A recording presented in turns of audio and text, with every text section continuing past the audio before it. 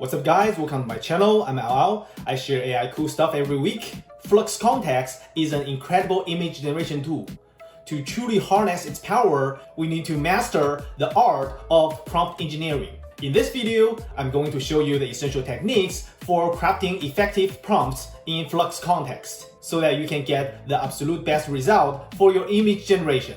On top of that, I also created an enhanced Flux Kontext workflow that you can download for free. Using this workflow, you can use Flux Kontext to create pictures on low VRAM PCs. To change the style of a picture, we usually start the prompt with the verb of changing, followed by the general style name. Then work our way down the details.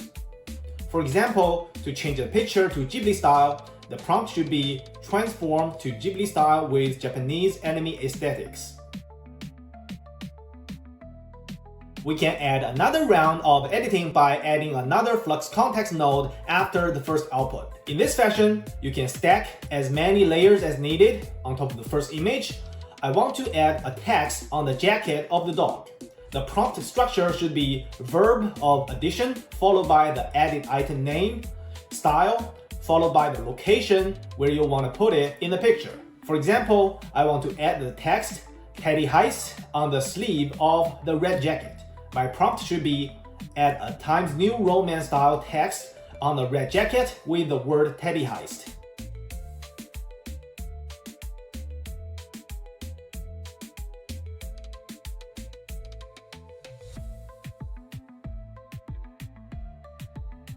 The guidance means how creative you want the model to be. The default 2.5 value is the optimal value. You normally do not need to change it. The larger the value, the more creative it is, and the far off it is from the original prompt. We can append an image generation workflow before Flux Kontext so that we can better control the content of our image.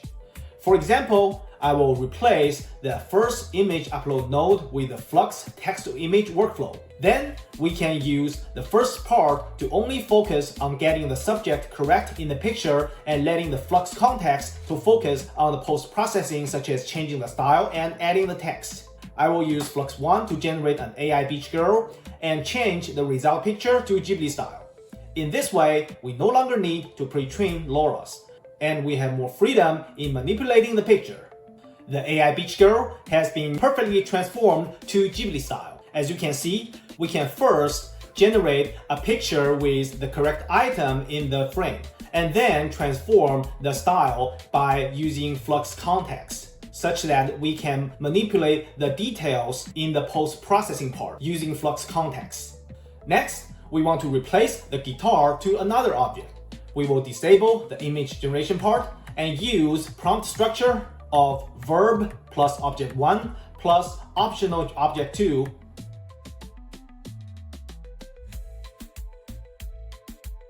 I will replace the guitar with an ice cream.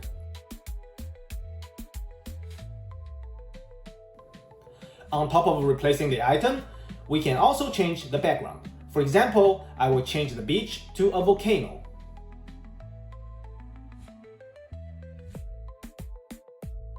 Then change the girl swimming in the pool. We can refer the style of an input picture and generate another style. I will create a Fallout style cartoon poster with some text on the poster.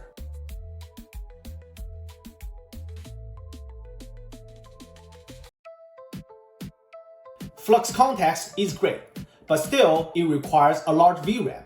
To let it run on a low VRAM PC, I tweaked around the workflow so that it can use quantized GGUF model, which requires far less VRAM than the original model.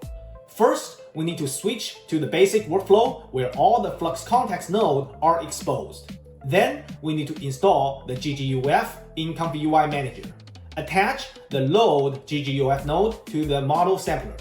Then, go to this Hugging Face repo and download a GGUF checkpoint and put it under the UNet folder of models. There are several GGUF checkpoints available. The lower the number, the less VRAM it requires, but the quality will also suffer. After downloading, refresh the page, and you will see the GGUF checkpoints. I will compare Q4 GGUF with Q2 GGUF by generating the same picture. It is clear to see that the Q2 model is lacking lots of details in the picture, and the edges are blurry. The Q4 models does much better than Q2. The original non-GGUF model does much better than Q2, but unnoticeably better than Q4. In the same way, we can also use the Kontext version of Flux 1 DAD model for image generation in the same workflow. Next, we will change the direction of the subject in the picture. We will use a prompt, change the same rabbit to back view. It perfectly rotates the rabbit and exposes the back of the rabbit. Even the tail is shown. I will then stitch two images together. Input two pictures, a rabbit and a teddy bear. Use the prompt structure subject plus scene plus action. For example, place both 3D characters in one scene and they are shaking hands.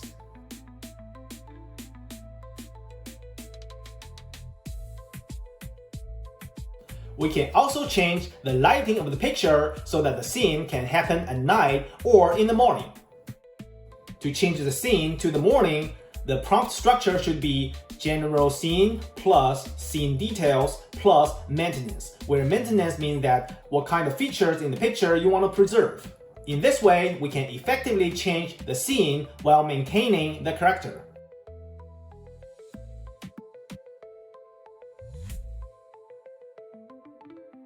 Finally, we can generate commercial pictures in this workflow.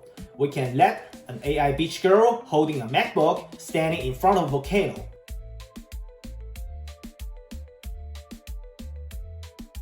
And this girl is even more realistic than the original one.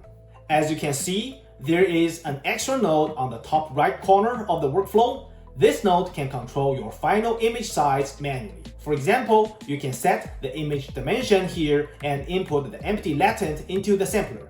The sampler will use this empty latent as a canvas and draw in the size you specified in this node.